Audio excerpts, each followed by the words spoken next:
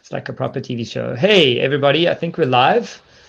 There are 32 of us. We are waiting for Edward to show up, and then we'll add him on screen. While I'm waiting for that, I want to ask if you are on, just pop us a message, tell us where you are in the world, Cape Town, Joburg, wherever. Hey, Clay Pigeon Trading, nice to see you. Cool. So what I'm going to kick off with is explain how Crowdcast works.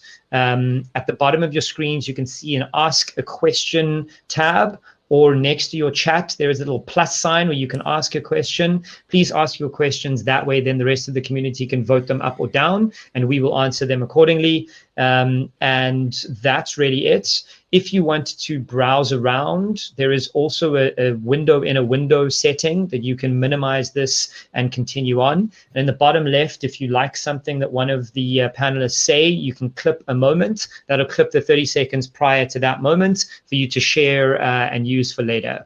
Man, we've got Australia, Johannesburg, Cape Town, Port Alfred, Centurion, nice mix of people. Cool. So there... I still can't see Edward on yet. So what I think we're going to do is kick off. Oh, wait, maybe he is there. Let me just give a second and see. There we go. Edward, I'm going to add you on right now. Okay. So while Ed's just joining up, I think I'm going to ask the first question to Eddie and Manuel. Guys, what is it like out there? You both are investors and entrepreneurs. You both deal with startups all day, every day. Both of you deal with startups locally and abroad. So, I mean, Manuel, let's start with you. What's it like out there? It's probably a good description is you wake up from your perfect dream and suddenly you're in a nightmare. And this happens as quickly as you wake up from a dream. I woke up, 11-year bull market, everything worked. You're chasing revenue, working on new investments, new projects, new expansion strategies globally. And suddenly the world just stops. And it happens within like a week or so. I think yesterday we decided to close our dark kitchen because Uber and Mr. D can't trade. So we had to let go 25 people in that business. Sure. We invested in an online liquor group, which runs Cyberseller and public bars, which has to close down. And obviously, there's a lot of uncertainty in that space. And then on the kind of positive note for us, we have businesses like YouCook and Facebook to Nature, which are allowed to trade during that period. But obviously, that also comes with challenges, spike in demand, no certainty on how much supply you can get. And then from a capital raising side, I mean, everyone got hit in some sort of form, either through public pensions or being exposed to the stock market. So I think everyone just holds tight at the moment to figure out where this is going. So if you now kind of need to raise capital or if you have kind of short runways, you're in trouble. And I think whoever kind of reacts the fastest, as hard as it may be, will be the kind of winner to get out of this. Cool. We're going to dig into a lot of what you've said, funding, adaptability, staff, in a few more questions' time. Adii, how about you? Let's talk about your own business and the startups that you've funded so far, like how they're reacting. Yeah, so I think that the interesting thing is what I've experienced is kind of personally, and what I'm hearing from other entrepreneurs and business owners is very much on a spectrum, right? And I think the kind of the generic or universal things here is that kind of I think a feeling of just overwhelm, right? Whether it's kind of whether the big overwhelm is coming from a personal kind of place or in a business place. So definitely that, along with the uncertainty. I mean, I spoke with like a economist today suggesting that the probability that kind of business is affected for 4 months and the probability that business is affected for 18 months is exactly the same, right? Those two scenarios, right? So don't quote me on that, but meaning like that kind of thing just kind of raises a lot of uncertainty, right, within business. I'm personally fortunate in my own business just yet that we've only seen kind of revenue kind of flattening, right? But we totally expect kind of being B2B to C software, right, that eventually kind of our customers are going to be affected. So we're totally expecting kind of a slowdown on our side as well. To the kind of flip side to that, my wife has shut down her business for kind of for the next 3 weeks during lockdown, right? She's not able to trade in South Africa, local e-commerce, right? So, but that's definitely my sentiment, right? That there's a spectrum, and I think what's been most interesting is just in speaking to people, the mindset that business owners and individuals are bringing to to that conversations. Cool, Edward, welcome to the show. Yeah, why don't you tell me about what's going on in your world? Yeah, I mean, us being a private equity business, and just speaking, specifically about us, I mean, it's, it's been a very kind of tricky time. A lot of phone calls to investors, a lot of phone calls to sort of portfolio companies. I think our sort of saving grace is that we are quite young. We're 4 years old, and we've developed our model in a slightly different way to try and minimize risks in these types of environments. And so, we are long-term capital, we're patient capital. We have raised money from high net worth individuals as opposed to institutions. So we don't have, deployment pressure in the same way that a typical private equity fund would have. And so for us, it's about doing fewer, higher quality deals. Having said that, we are still in kind of disaster management, disaster planning sessions with portfolio companies, trying to find additional capital. I think for us, investing in South African middle market private equity businesses, you have a huge pool of very strong, very experienced, very resilient entrepreneurs who, have withstood lots, a huge amount, and you would always think that they could withstand a lot going forward. But I think for whatever reason, this time, I think it's quite different. I think there isn't necessarily a kind of playbook for what we're going through today. And I think, the companies that will come through, will make it because of a mixture of, subsidies from governments, but also the sort of ingenuity and innovative thinking of the management teams and the entrepreneurs. Yeah, cool. Very interesting. I think I want to start quite specifically with that comment about that Adii made 4 to 18 months. Personally, I'm telling anyone that if they think this is a 3-week lockdown, they're dreaming. I think we're more likely at a 2-month lockdown, and the knock-on effects for businesses are 6, 12, 18, 36 months away. So, I mean, I think, Adii, let's start with you. How are you guys preparing? I mean, you said you're B2B to C. That means that the knock-on for you could be much more delayed than everyone else. So, are you guys hunkering down, holding your capital, getting rid of expenses? What's the plan?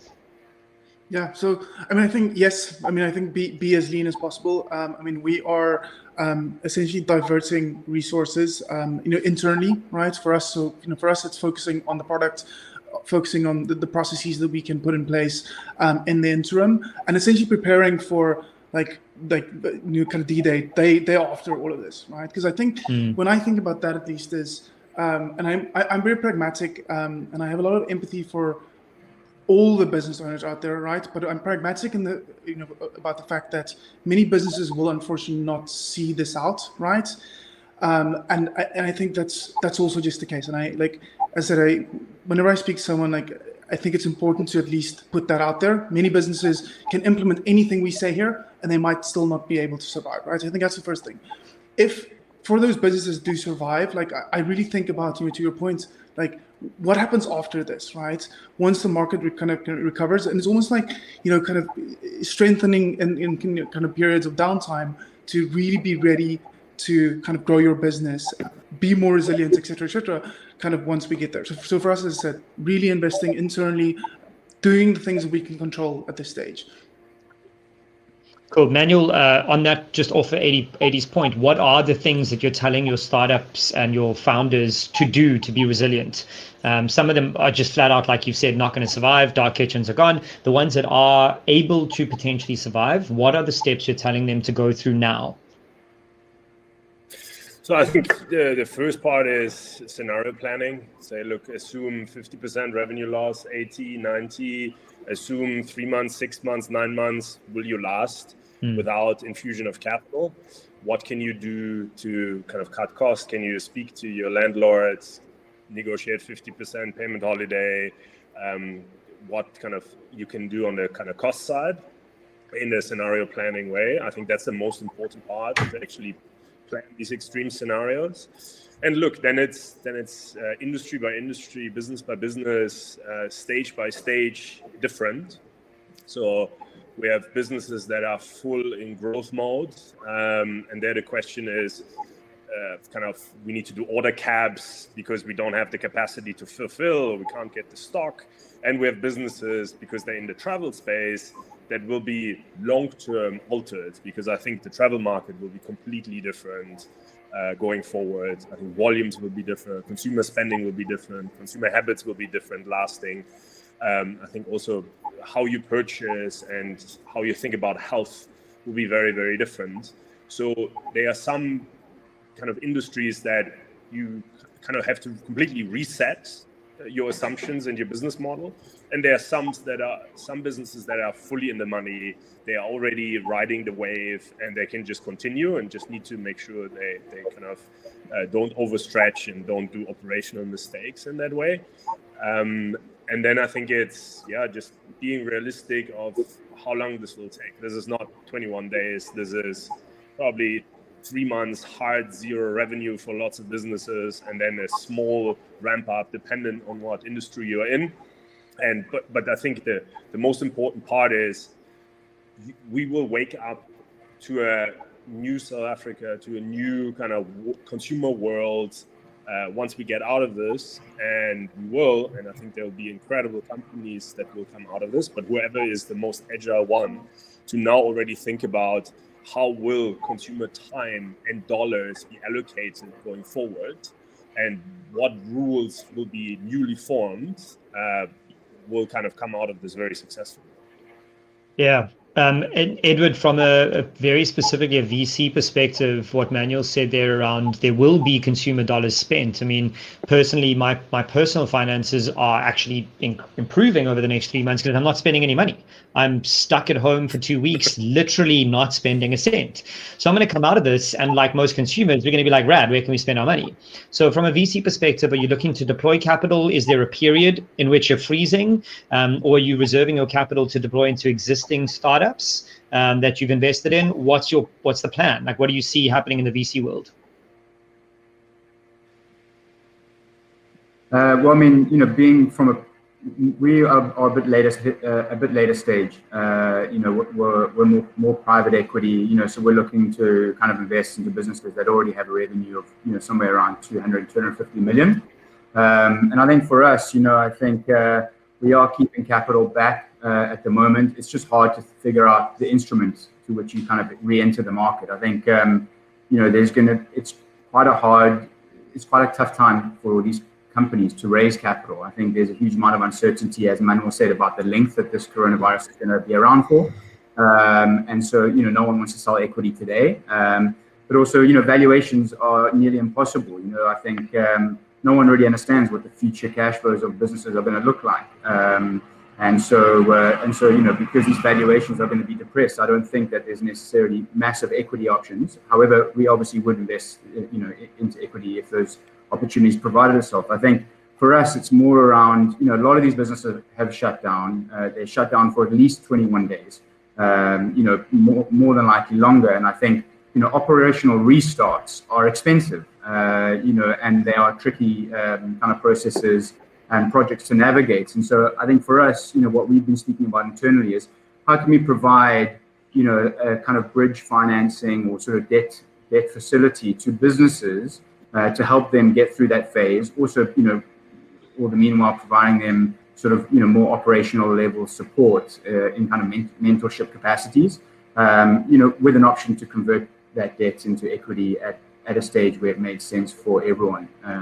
And so I think, that's really how we're thinking about it, both in trying to get these people and these businesses through the stage, but also trying to protect our shareholder value and kind of investor capital.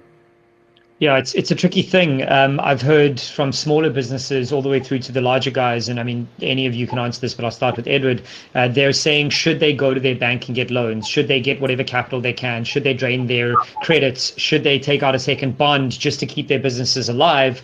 My gut reaction, because I'm shit scared of capital generally, is no. Shut it down if you need to shut it down, start again if you need to start again. But leveraging yourself when you don't know when this is going to end is potentially a huge mistake. So, I mean, Edward, what do you think? Yeah, I mean, I think if you go to the kind of more traditional and commercial kind of debt channels, I agree with you 100%. I think it would be suicide. Debt's a tricky enough thing to service when your business is doing well. So in these times, it is tough. I think the message that we're kind of sending to portfolio companies is how do you sort of triage the business, right? How do you stop the bleeding? And there's kind of two pieces to that. One is the government has come out with all sorts of policies, and relief provisions. So how do we leverage them as quickly as possible? I think speed in this particular time is everything to ensure that you come out the other side with a level of continuity. And so, what do those kind of debt relief funds look like? What are the different options that are available before you go to commercial banks? I think the cost of they've sort of priced that debt at about 3.75% at the moment, and there are other kind of thresholds that you have to adhere to. But I think those are the quickest and easiest sort of routes. The second is looking within your business. So that's a much more external view. The second is looking within, into your own business. So how do you rationalize your cost base? How do you improve your capital efficiency? And I think I read something interesting this week. We always thought about tier 1, tier 2, and tier 3 costs. This guy refers to it as fat, muscle, and bone. And so, fat are the costs that you cut first. These are the costs that are not going to impact your business in the short term. These are things like, reoccurring costs, long-term contracts where you might be able to renegotiate some kind of installments.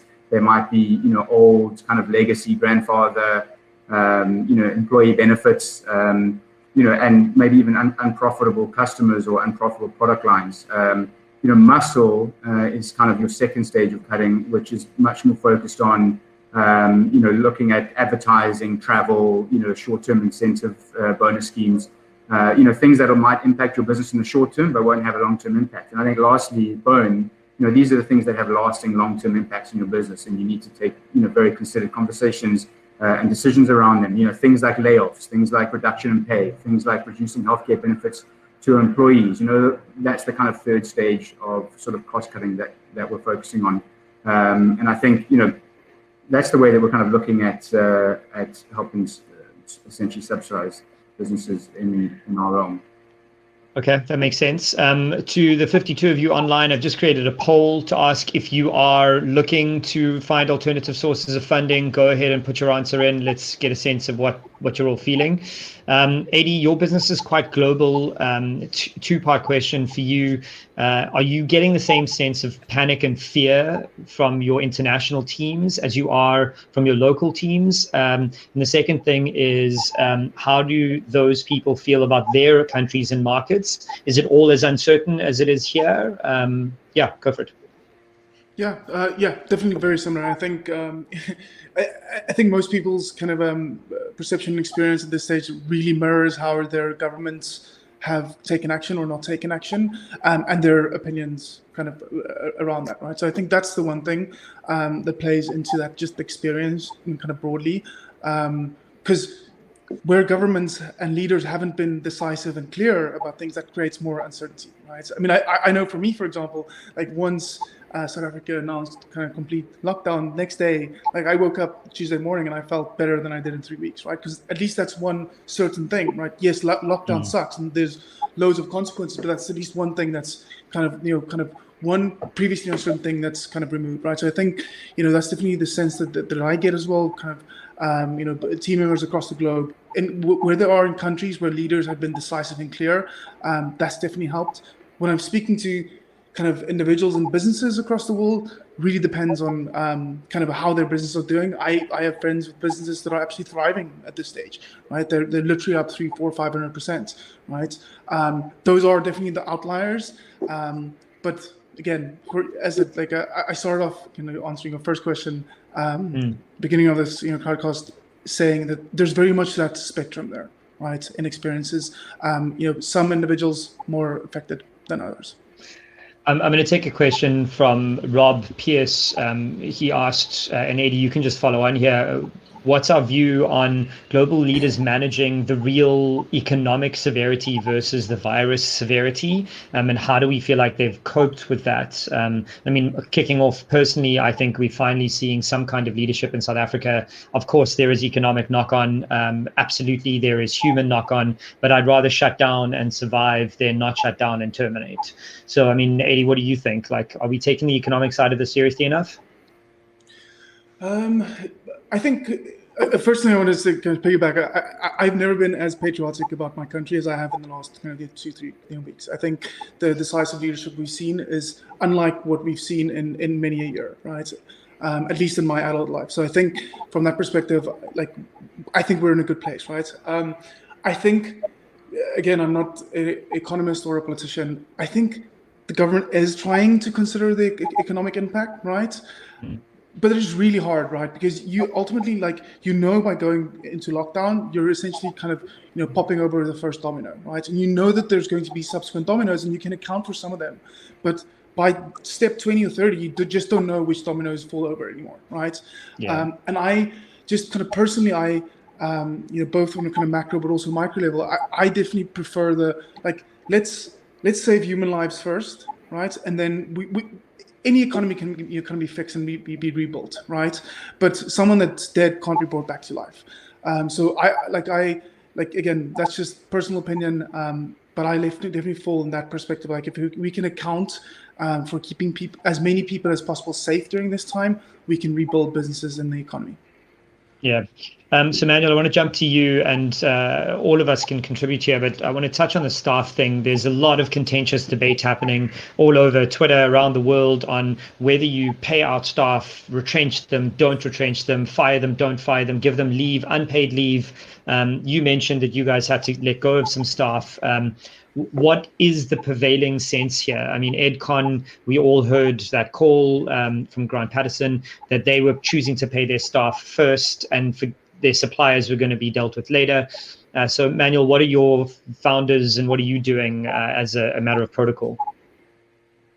Staff first. I think it should always be priority. Always in these kind of situations, support the little guy as much as you can.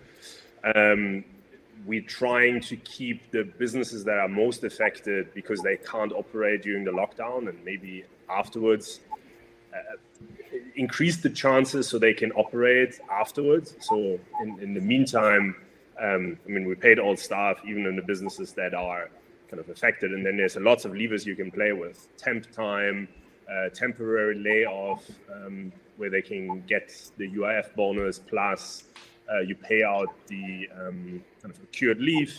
In that perspective, I think we try landlords, especially if they're larger corporations, to negotiate payment holidays. Have you had any success on that side, on the rental side? I mean, having had enough retail stores for the rest of my life, thank you very much, I never want to talk to another landlord in my entire life ever. They're horrible people. So have you had any rental stays? Has any of them come to the party? I mean, if any of you have got examples, I mean, Adii, I know that your wife used to be in physical retail. Any landlords being polite to their tenants? So I think I have a couple of examples where people negotiated 50%. We are unlucky. I think all our landlords are ducking and not responding. So I think the approach we took was, hey, we've tried to approach you. We will not be paying you. Please get back to us so we can discuss what the best way forward is. Okay. And then we deal with it when it comes up. But we took the decision. And I mean, if you read the news, I mean, Adidas decided on a board level to not pay any of their retail landlords globally and made that public. So, I mean, with that, you know how severe the situation is and how short kind of people are of cash. And I think it should be in everyone's interest to kind of shoulder the kind of pain across as many people as possible. And obviously, the ones that have stronger balance sheets should shoulder more. And I think in this setup, I think if you're a large rental organization, you can shoulder more. If you're kind of a larger corporate, you can shoulder more, versus I'm a picker and packer in a warehouse, I can shoulder the least. So I think that's kind of how the spectrum should work. And I think the biggest focus, yes, protection of the kind of smaller guys, and then increasing the chances of being operational once the lockdown is over and rebuilding the business. Okay. So there obviously is this big scramble to go remote. Adii, I know that you've had a remote team for quite a while. In fact, your last couple of businesses have been remote. But my question is actually more along the lines of, we're all scrambling to go remote, but in 6 months, that's not necessarily going to be needed. So how do you think this changes the landscape and changes the idea of work when this isn't going to be forever? We will revert back to normalcy. Do we think that remote work is now the standard and this has jumped us forward 2 years in that path? Any of you can field that. Whoever first finger first. So no, I actually think, Nick, that this kind of work from home experiments, like no individual and no company should be forced into this in such an aggressive way, right? Because it is like, if you're co-located and you're in an office and you suddenly have to change, it is a big disruption and a big change. And I actually think that yes, some people will get into this and some people will adapt, and those people and maybe those teams and companies will be more remote than they were before. But as soon as kind of we get the all clear, I think that kind of people will rush back to the offices. I mean, I say this kind of being part of a bigger group, 700 employees, across the globe, and I know that kind of team members that were in offices by kind of day 2 of offices being closed, and not even locked down in their countries, they were saying like, shit, we miss our offices, we want to go back there. So I actually think to that extent, like people weren't prepared, right? I think working remotely, it requires complete different set of kind of rules of engagement, right? And not being prepared sucks, right? Because it means you're probably not confident, you're probably not as productive or feeling as great about it. And what I actually loved most about this, Professor Scott Galloway coined it now, so I'm not claiming this, but he said, this isn't just a work from home experiment. This is ultimately a live and a love from home experiment as well, right? Which for many people kind of not familiar with working from home, now being forced, and for kind of fellow South Africans being locked down in your house, like those things almost matter much more than being able to get onto a Zoom call, right? Yeah, I mean, from my perspective, I live in a 1-bedroom apartment with my partner and 2 dogs. We walk our dogs twice a day, and both of us are normally out of the house. So living in Cape Town CBD, we walk everywhere. Like, that's the life. So we've now been contained to work together in this literal 1-bedroom, 1 room. It's insane. So it does put strain on work. Edward, you were going to say something. No, I was just going to say, coming from a slightly older world business perspective, remote work isn't something that's ever really, formed part of the fabric, the execution fabric. I think, these are, asset intensive business, often manufacturing or kind of production related businesses. And, the culture that's been built up over many, many years is, if I see you there in the office, you're presumably working. One thing that's quite interesting that has changed is because a lot of these, heavy fixed asset businesses are having to close and they don't have an end market to supply anymore. They still do have, work that needs to be done, and that has been moved remotely. And it's the first time that we've seen some of the CEOs have to really think about, remote work policies. How do I make sure that I reinforce things like mission and values and culture when my people are not sitting in front of me? What is my role in ensuring that I'm engaged in this remote working strategy to ensure that my employees, kind of follow suit? And so I agree with what Adii said. I think even some of these older world heavy, old style businesses, they've never really had to play with remote work before. Now that they have some of the infrastructure, I think that it might play a role in the future, although I still think it'll be pretty small. So Manuel, your businesses and founders, are you advising them to look at new markets, new products, or to kind of make their business smaller and look at what's in front of them and just make sure that they keep that, even if it is a smaller market, to stick with that? And I saw Paul Graham on Twitter discussing this, that for most startups, the smartest thing is to not look at new markets, just make sure you're secure, even if it's smaller, make your business smaller. What are you advising your startups, and what are you guys doing?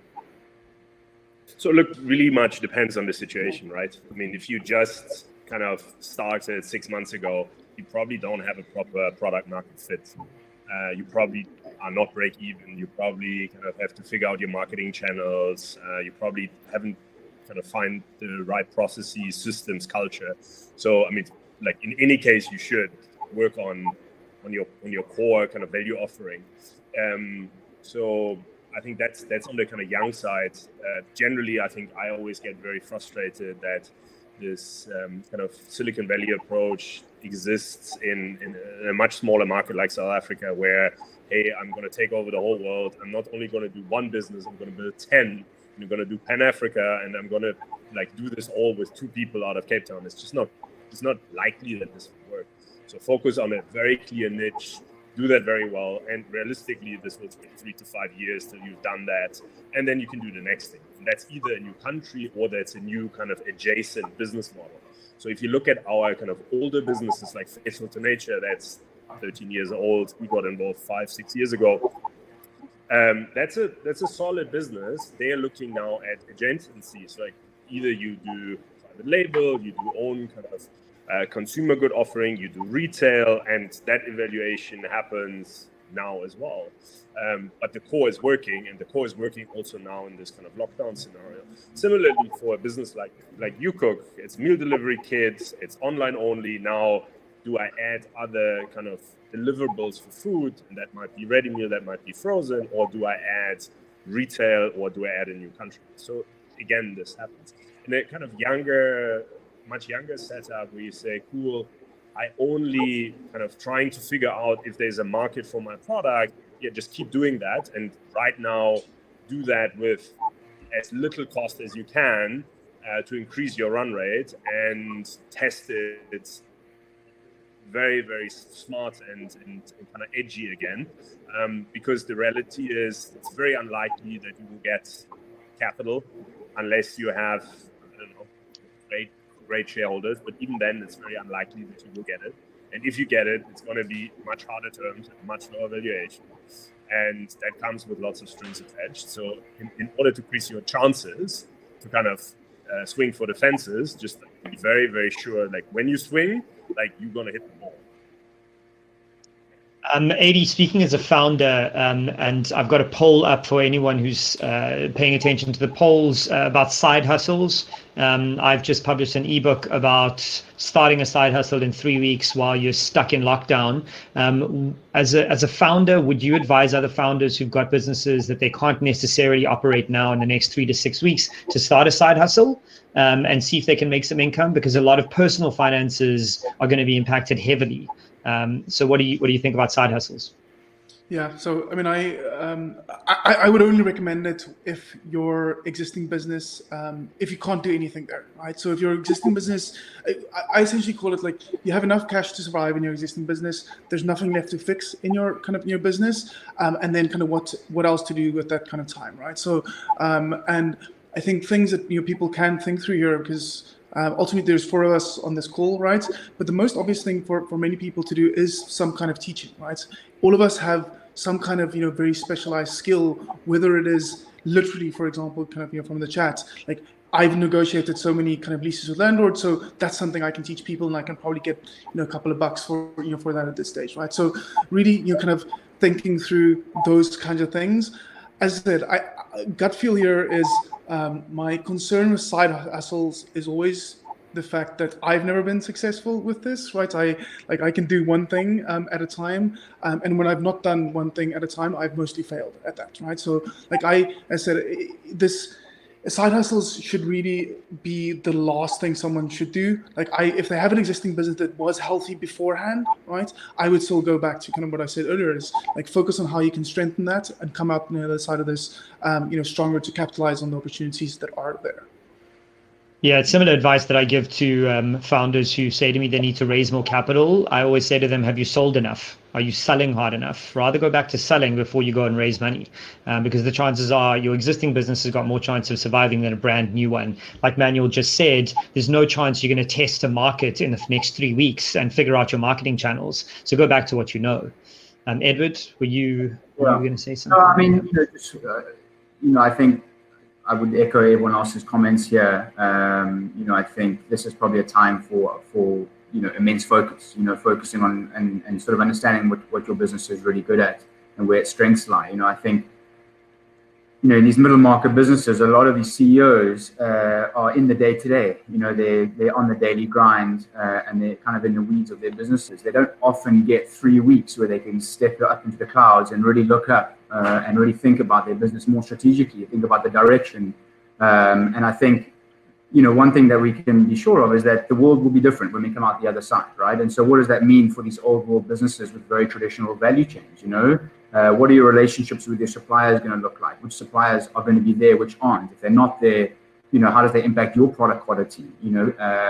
Obviously, your relationship with your customers. What does your demand curve look like? How does that impact your business? And I think, and then obviously looking at your business as well, how is that going to be different? Which people are going to still be with you when you come out the other side? And I think, just speaking to kind of, trying to get markets, trying to win additional pieces of the pie, I think, in all of these massive downturns and depressions that we've had, there's always a number of businesses that don't restart because the founders don't have the capacity or they don't have the energy to restart. And I think, for you to understand your competitive landscape and really have a very good idea of which slices of the pie and which additional market share you can get, the planning and the strategy for that execution starts now. You may implement it in a couple of weeks or a couple of months or next quarter. But I think, those are very considered, very deliberate, very strategic strategies that need to be well thought out and need to have very good kind of operational plans for execution. Yeah, I mean, to comment on that, Rich Mulholland and I had a really interesting conversation recently on live stream too, and he had a great idea for businesses who are kind of stuck with nothing to do. Literally sit down, have a call with your partners and write down all the things your business does and can do, and then try and give them in a different way.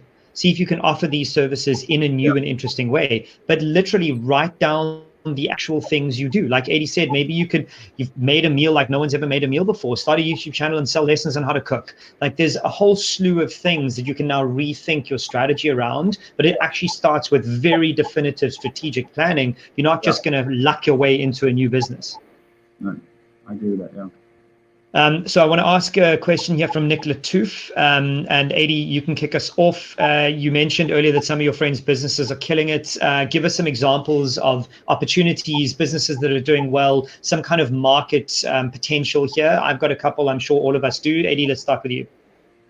Yeah, so kind of the two things, and both of them are really home kind of focused, right? So I think anything in the kind of work from home kind of space at this stage, whether it's software, we've seen that in public markets with Zoom, for example, absolutely kind of killing it. So anything that helps kind of teams in this time kind of be connected, communicate, kind of continue doing business, that helps. I think what is interesting there is this that isn't just software, right? That can totally be hardware as well, right? I mean, it can totally be kind of getting a better microphone, et cetera, right? I mean, obviously that wouldn't be for South Africa in the short term. You're not allowed that kind of as a non-essential delivery at this stage, but eventually kind of that will kind of pick up as again. So I think that's the one realm, and I think the other realm here is anything that was previously required you to go outside. If you can bring that into kind of home, like you're gonna be winning, right? So I think Manuel kind of alluded to it earlier. I think with YouCook, right? Simple example, I have to go to the store versus I can get my food delivered to me. I think Peloton internationally, for example, instead of being able to go outside, I'm ordering kind of kind of my exercise equipment indoors. And again, similar to kind of training up on a microphone so that I sound better when I do Zoom calls, right? If I'm thinking about working from home more, I'm probably thinking and staying in, right? I'm probably also eventually thinking about like, hey, I want to upgrade my home, whether it's a nicer speaker system or a TV, whatever. So I think those kind of things, again, like thinking slightly medium term here, like thinking about what people will be doing at home, there's possibly opportunities there. Manuel, are you guys seeing any opportunities and looking at anything? Yeah, so I think one needs to differentiate a little bit between this is short-term peak because of the lockdown and the virus, like toilet paper, hand sanitizers, masks. This won't last. There's a short-term spike and a lot of people playing in that field. I think for me, the kind of most interesting kind of analysis in this is to look at consumer spend and consumers, so dollar spend and time spent.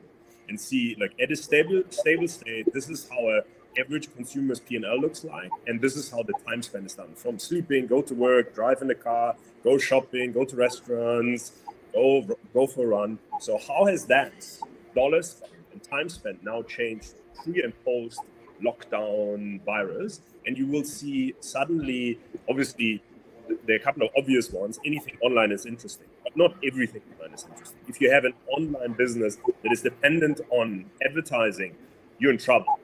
So 2-3 months down the line, because advertising dollars will be the first ones to be cut. So you'd rather be an Amazon than you would be a Google right now, in terms of kind of business models.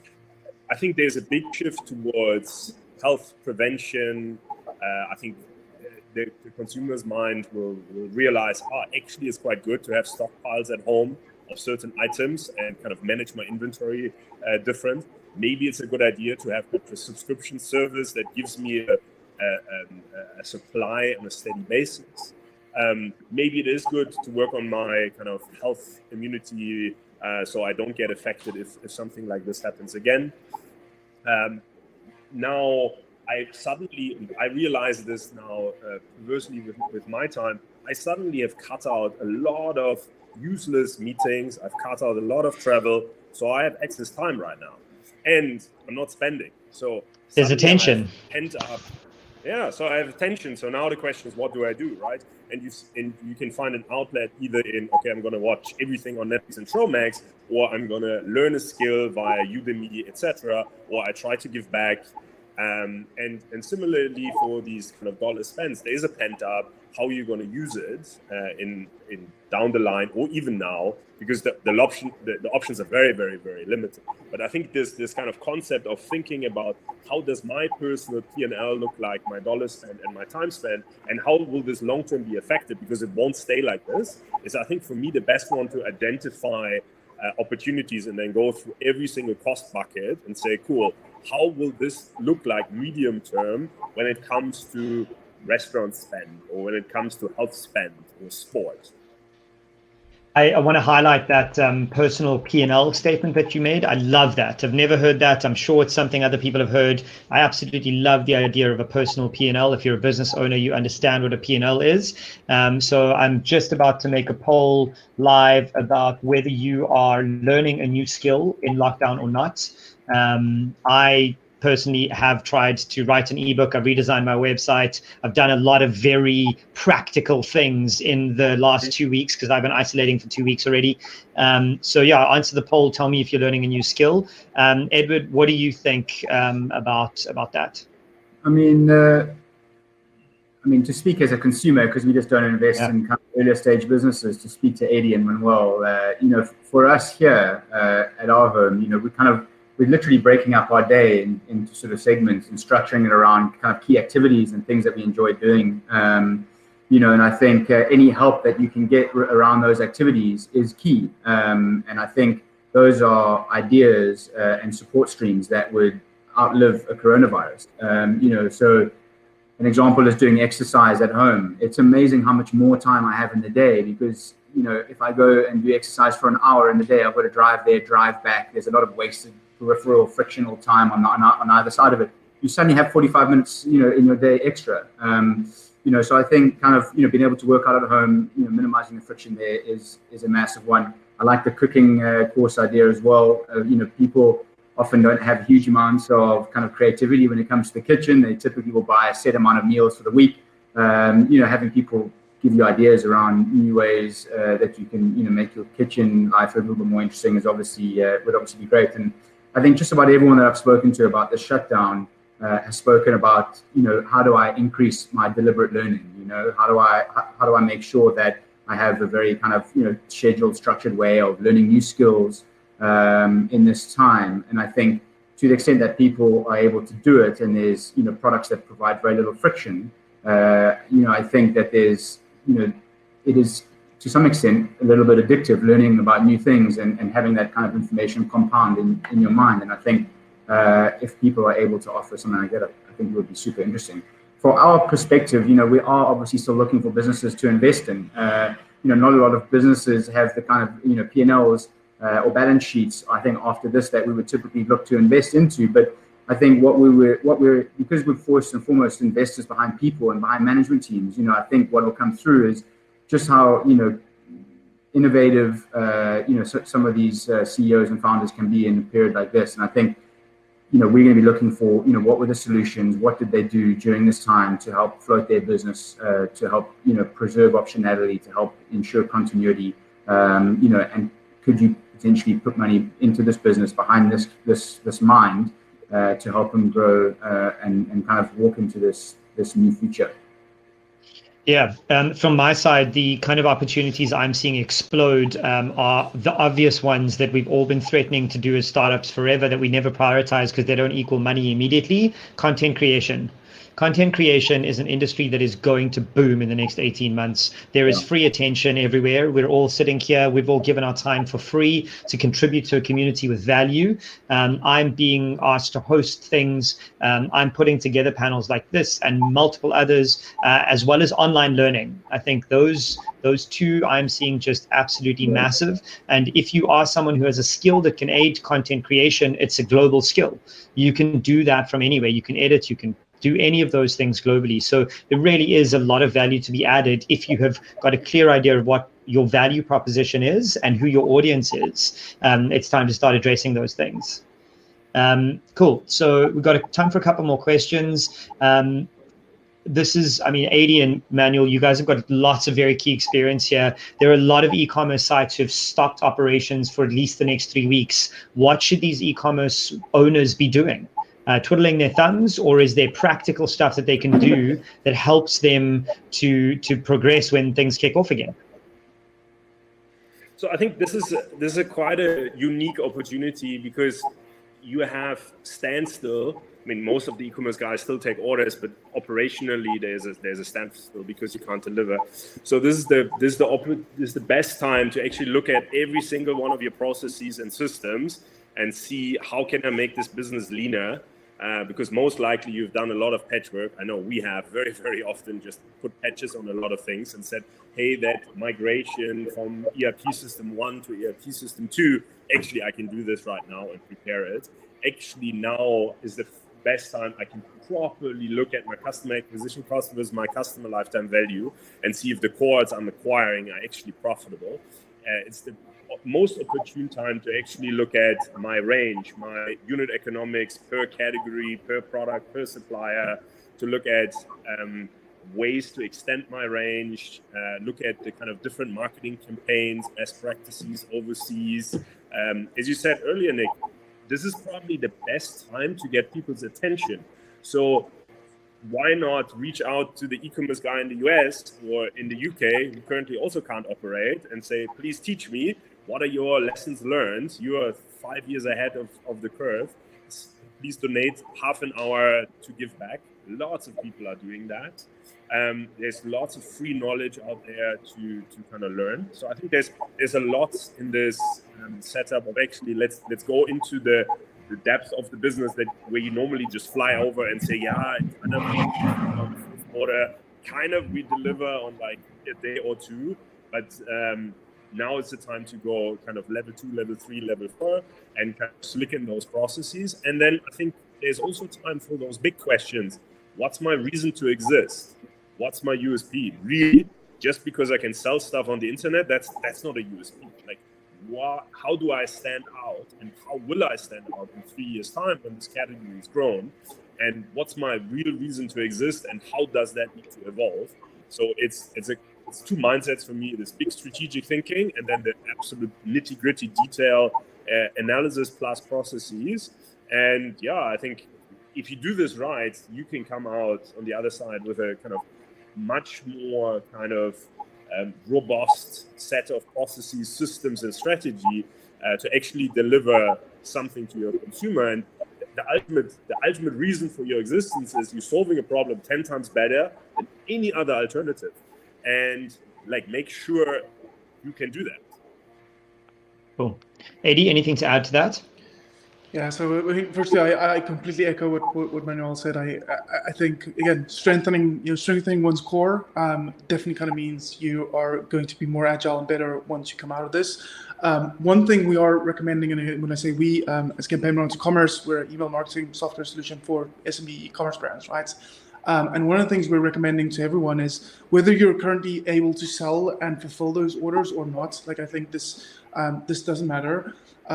But the key is to not stop engaging your audience, right? So whether it's like, I think email marketing is a fantastic tool, right? Because you own your email list, right? So you have those relationships, you are in those people's inboxes. So you can do that by social secondary kind of prize, in my opinion.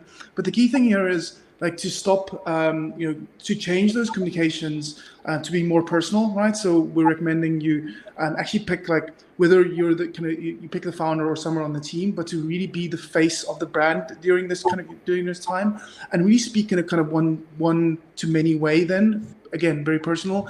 Take out all the aggressive kind of salesy, pushy kind of things, because people are, especially if you're not selling, right? It makes no sense to send someone a discount coupon, but really focus on like, sending entertaining, light-hearted kind of content without downplaying the severity of kind of this pandemic on a global scale, right? But stay engaged with people. I think where you can find those one-on-one conversations in your audience, with your customers, with prospects, those are ultimately the people, coming out of this. We've all said this, right? All of us are going to have excess kind of money because we stopped going to kind of expensive restaurants, right? But as consumers, we're going to have money, right? And you're ultimately going to spend that money after all of this with the brands that kind of really resonate with you, really connected on a different level than just the ones that send you kind of, hey, here's a promotion, here's a promotion, here's a promotion. Like, I don't think those things work as well. So really think about kind of, as I said, if you can be personal and you can start conversations, even if it's just one-on-one. I love, can't remember who referenced Paul Graham earlier, right? But Paul Graham says, do the things that don't scale.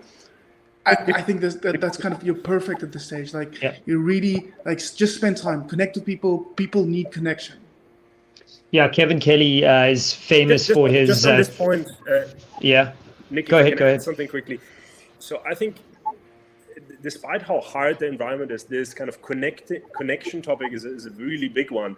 And I always thought about actually, next to kind of doing the hard work and the strategy, actually what could work quite well is to just say, cool, I'm just going to start as a restaurant who's struggling and has to shut down. I'm just going to start a small 3-minute video daily of what I'm going through in terms of getting ready and creating this content, which is very personal. Say, hey guys, we had to close down my 1 restaurant, my 3 restaurants. This is what I'm doing today, planning, so that when you kind of come back up, you've built that audience. The audience feels personally engaged in your story, and you don't have to send them a discount voucher. He will come back and say, oh, what an amazing kind of human. You took care of your staff, like, despite all the challenges. I could see your personal struggle, and like, I'll be very loyal to you down the line. And I think that's a beautiful way to engage.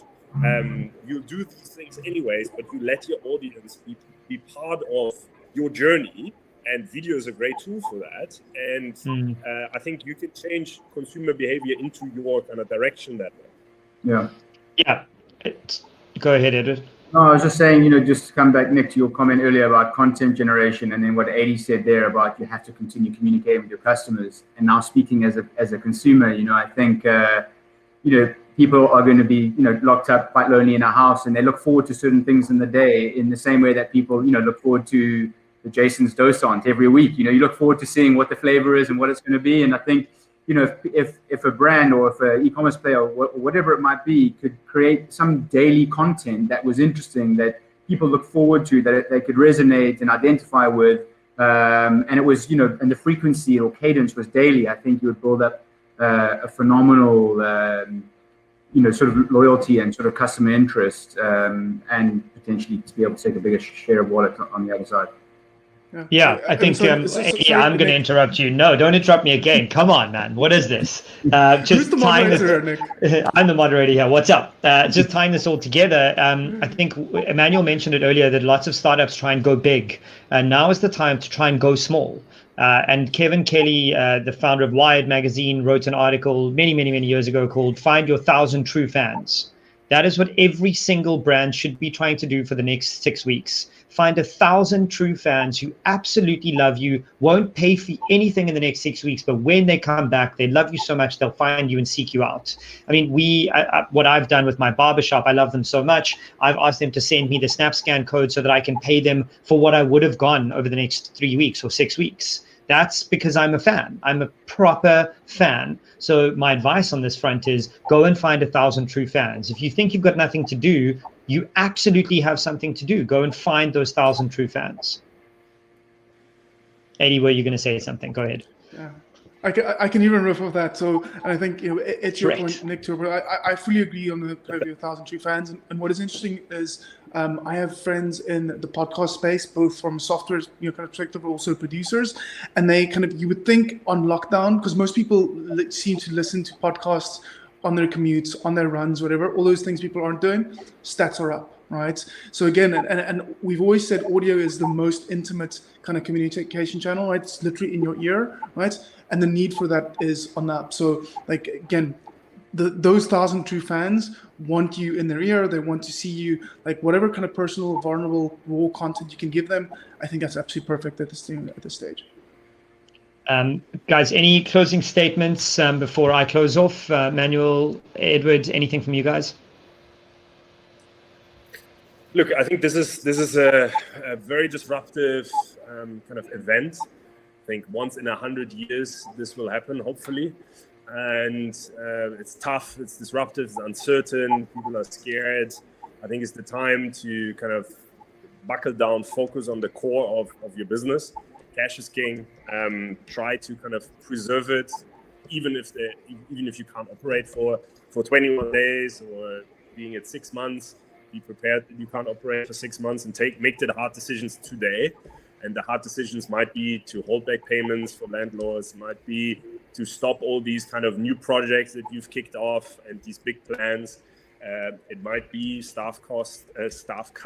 It might be temp work. It might be voluntary salary reductions for the time being that convert to shareholder loans. Really focus on like your why you exist. And kind of use this time strategically going forward and kind of in the details to optimize your processes that you can come out of this stronger and know that you're really solving a customer problem 10 times better or a business problem 10 times better than anyone else and go out of this with kind of new energy. I think the rules kind of get completely rewritten now in lots of industries for a long time. Consumer time and consumer spending has dramatically shifted already and will so lastingly. So be ready and be prepared for this. I still have a feeling that lots of people have not realized this yet. I still see people walking. If I look out my window, I still see kind of lots of inbound requests of I want to take over the world with my business out of South Africa and kind of need just 100 million rand to do so. But we have a PowerPoint presentation. The world has changed completely. Edward? Yeah, I think, I think we've spoken about a lot. I think, at times like this, leadership is everything. If you as a leader of a business, if you as a founder of an organization, can't accept the challenge, can't get your mindset right, can't, think positively about this and try and identify where the opportunities are, you certainly can't expect, the people in your business to kind of get there. So I think, it starts with you, be positive, think practically, think strategically. There's a huge amount of opportunity on the other side of this. And then I think, it's time to really focus on kind of bringing your employees along. I think they'll have a huge amount of value to add. They'll have a huge amount of insight that you won't necessarily be able to kind of have, sitting a little bit higher in the organization. I think, through agile remote work, cross-functional teams, I think there's a huge amount that we can do, not only for your business, but for people on either side of you in the value chain. And I think that we should all be offering that kind of support. Awesome, thanks. Adii, I see you've pasted your email in there, and so is Manuel, so is Edward. Adii, you want any closing words there? One thought here, and that's a rising tide lifts all boats, and I think I'm assuming many of the people on this live webinar today are business owners, entrepreneurs in some way. I think this my call would be here for all of us to do what we can for those around us, whether it's other businesses. And that's anything from, if you have money, if you have kind of your time, see whether you can help another business. To Nic's example, like, support the businesses you would like to see survive, right? I think that's the other thing here. As consumers, as customers of brands that we love, like, let's help them figure out how to survive, because we want them to be here after this.